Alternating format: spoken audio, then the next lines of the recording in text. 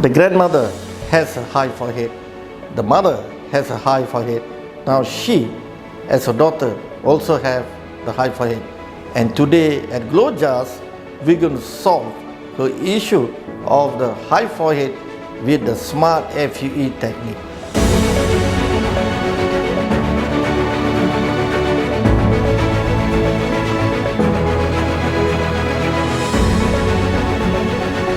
This is the design. The technique here is smart FUE, and we're going to fill up around here.